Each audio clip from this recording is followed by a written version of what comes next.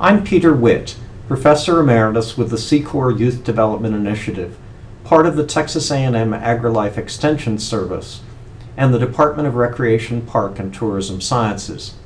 I'm pleased to bring you a presentation on the characteristics of quality youth development programs.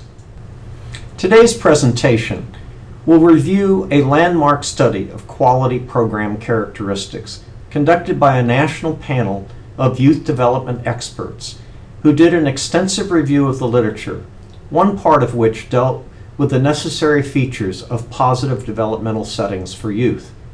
This video reviews the 8 features they identified. On this slide, you can see those 8 features. They begin with physical and psychological safety, structure of programs that's developmentally appropriate, supportive relationships with adults, opportunities to belong, positive social norms, support for efficacy and mattering, opportunities for skill building and mastery, and finally, integration of family, school, and community efforts. In the subsequent slides, we will review each of these characteristics. The first characteristic of quality programs for youth is physical and psychological safety and security. Safety, in all its forms, is a basic precondition of any positive youth development program. We need to provide both a safe psychological environment.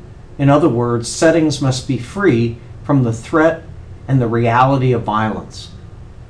We know that witnessing or being threatened with violence can lead to psychological problems, thus the importance of dealing with the psychological elements of an environment. We also know that sanctioning or denying program access to individuals who would contribute to a physically or psychologically unsafe environment may be necessary. And finally, we need to do something about preventing bullying.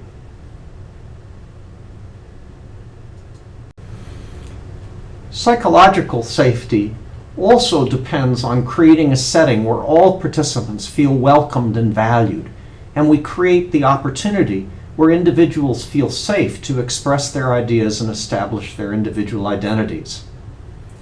In addition, safety includes the physical environment. Settings must be free from unsafe conditions, such as poorly maintained or age-inappropriate equipment. A second characteristic of quality programs is that the structure must be developmentally appropriate. So, stability and order are critical to the success of youth programs. There has to be some degree of predictability in terms of what goes on in the program.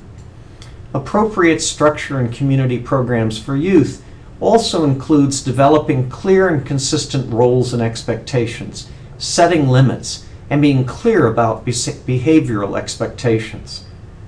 The program structure must also be age, developmentally, and culturally appropriate. Not every program and every program element works for every individual.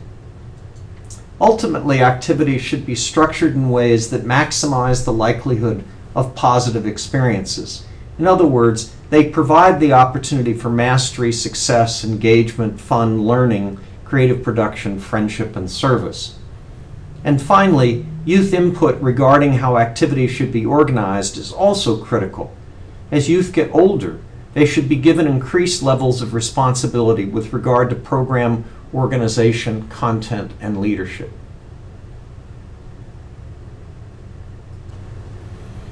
The next characteristic has to do with supportive relationships with adults.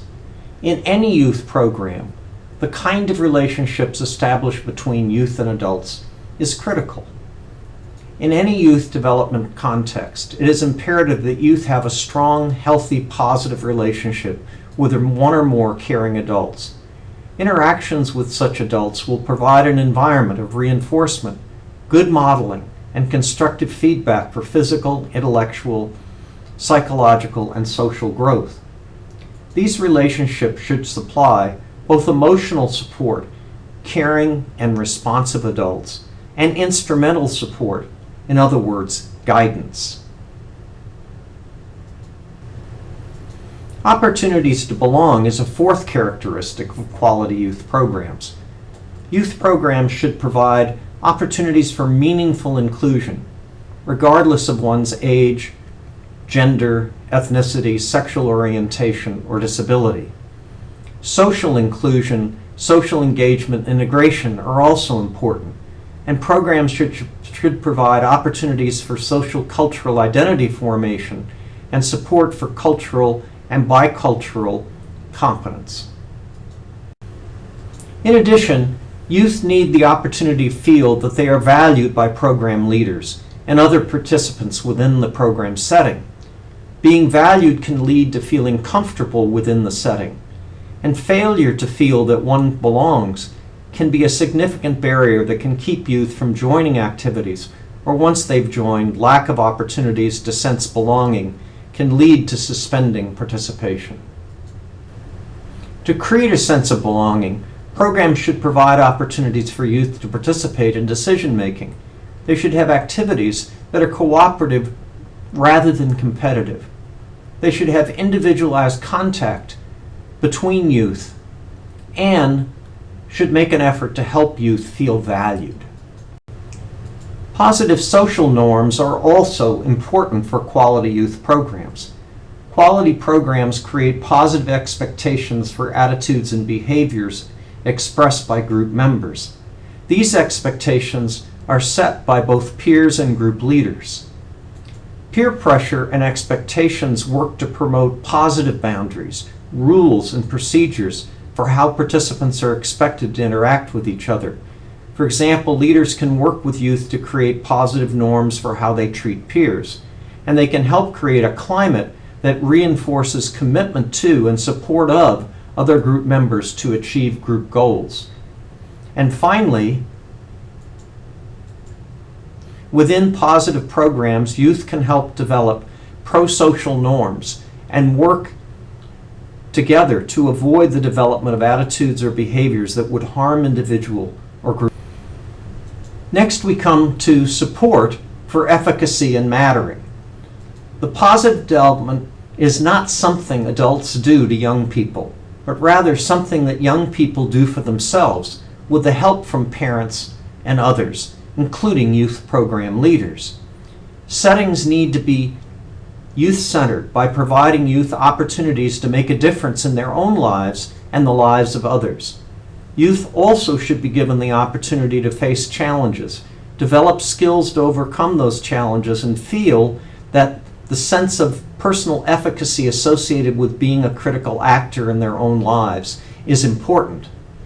And, for example, developing positive decision-making skills helps youth develop confidence in their own abilities and increases the likelihood that they will be successful in dealing with everyday problems they face in their lives. Next is opportunities for skill building. Youth programs should help youth to build and master social, physical, relationship, problem-solving, cultural, and a variety of other skills that can lead to success in later life. The development of a toolkit of skills can help youth feel competent that they can master situations at school, within their families, within work settings, and in their social lives. Involving youth in activities consistent with their interests is important, but almost any activity can be constructed to afford opportunities for youth to increase their competencies. In other words, we have to be activity and experience engineers. Thus, programs should be seen as intentional learning environments designed to help youth gain a wide variety of life skills. The final characteristic has to do with the integration of family, school, and community efforts. Programs work best when they can work across family, school, and community settings. In other words, it takes a village to raise a child. And this statement suggests that youth development is maximized when there are similarities in norms and expectations across settings, where communities develop systems and opportunities that work together to promote youth development, and when all of the supports, opportunities, programs, and services available to youth are part of a well thought out system. This approach requires communication between adults involved in these various settings and the development of an integrated set of opportunities. When efforts aren't synchronized or in line with each other, the chances for positive development are decreased. An integrated approach requires community goal setting, planning, and evaluation of success. So let's review. Quality programs have physical and psychological safety. They have structure that is developmentally appropriate. They provide supportive relationships with adults and opportunities for young people to belong. They have positive social norms. They give support for efficacy and mattering. And they have opportunities for skill building and mastery. And finally, they have integration of family, social, and community efforts. This has been a presentation of the characteristics of quality youth development programs. This is Peter Witt, wishing you a good day.